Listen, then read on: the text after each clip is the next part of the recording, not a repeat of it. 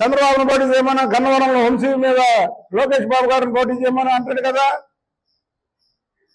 ఈ వంశీ ఏమో మాట వస్తే వాళ్ళిద్దరు మా ఇద్దరిని పోటీ చేయమంటారు కదా. ఆఖరి మీ మీద ఎవరు పోటీ చేసి గెలిచారు తెలుసు కదా మీకు. వల్లభనేని వంశీ మీద, వల్లభనేని వంశీ తెలుగుదేశం క్యాండిడేట్ అయితే వైసీపీ క్యాండిడేట్ అయినటువంటి యార్లగడ్డ వెంకట్రావు ఆ రోజు ఓడిపోయాడు. అదే యార్లగడ్డ వెంకట్రావు తెలుగుదేశం పార్టీ క్యాండిడేట్ అయితే, నువ్వు వైసీపీ క్యాండిడేట్ అయితే నువ్వు ఓడిపోయావుగా 30,000 పై చిలుకతో. అది చంద్రబాబు నాయుడు గారి స్టామినా. అది గురువాళ్ళు ఎవరు పెట్టారు? ఒక కొత్త వ్యక్తిని తీసుకొచ్చి పెట్టారు. 30,000 పై ఓడిపోయావుగా. మీ బతుకులకి చంద్రబాబు గారు, లోకేష్ బాబు గారు కావాలా? నేను చూసారు ఎలా మాట్లాడుతున్నాడు. అప్పుడు అధికారం ఉంది, మాట్లాడావు. ఇప్పుడు అధికారం లేదుగా. అంటే అధికారం ఉంటే ఏదన్నా మాట్లాడొచ్చని కొడాలనా అని చెప్పడం నిన్న. నేను చాలా స్కూల్ పిల్లల్లాగా చాలా ఎక్కడ మాట జారకుండా తోలకుండా, అయితే మా ప్రభుత్వం వస్తుంది, మా ప్రభుత్వం వస్తే అట్టేసిన అమ్మకి అట్టున్నారు. అది చెప్పడం కూడా రాలేగా. ఆ దోశ వేసిన వాళ్ళకి దోశన్నారో ఏదో చెప్పాడు. ఆ డైలాగ్ మేమే చెప్పేది, అట్టేసిన అమ్మకి అట్టున్నారా అని. మీరు ఎవరిని ఉత్తి పుణ్యాన్ని ఎవరిని కక్ష సాధించలేదే. నిజంగా వంశీని, నానిని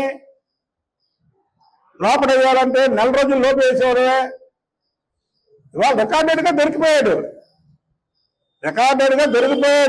వంశీ ఆ కుర్రాడిని కిడ్నాప్ చేసి ఆ కుర్రాడితో కోర్టులో దొంగ సాక్ష్యం చూపించినందుకు కాబట్టి కేసు పెట్టారు. వాళ్ళ అమ్మ ఇచ్చిన ఫిర్యాదు మేరకు కేసు పెట్టాడు. దీని మీద ఏంటి మీరు రాద్ధాంతం చేస్తారు? నిన్న విజయవాడ నగరంలో ఒక బేభత్సం సృష్టించడానికి జగన్మోహన్ రెడ్డి ప్లాను. బేభత్సం సృష్టించి ఇవాళ దగ్గర ఉన్న 11 మంది ఎమ్మెల్యేలు, అతను తీసేస్తే 10 మంది ఎమ్మెల్యేలు ఏదో గూటికి చేద్దామని ఒక ఆలోచనలో ఉన్నారని అతనికి రిపోర్టు తెలిసి దాన్ని విజయవాడలో భయంకరమైనటువంటి ఒక ఘర్షణ వాతావరణం సృష్టించాలన్న ప్లాన్తో నిన్న వచ్చాడు. పోలీసులు బట్టలు ఓడదీస్తావా? 5 సంవత్సరాలు ఏ పోలీసులతో తెలుగుదేశం కార్యకర్తల మీద అక్రమ కేసులు పెట్టించావు నువ్వు?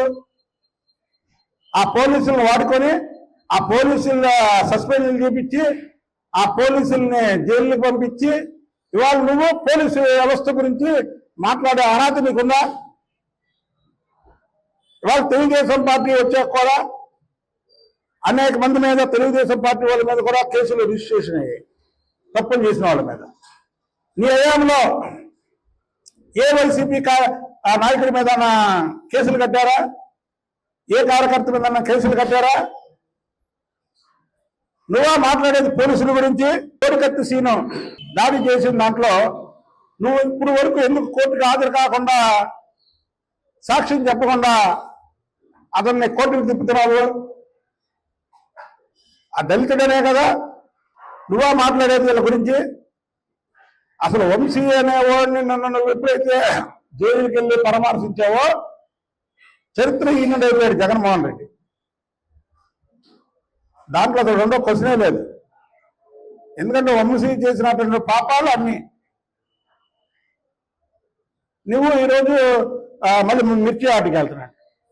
ఎన్నికల కోడ్ పార్టీ అధికారంలో ఉంది.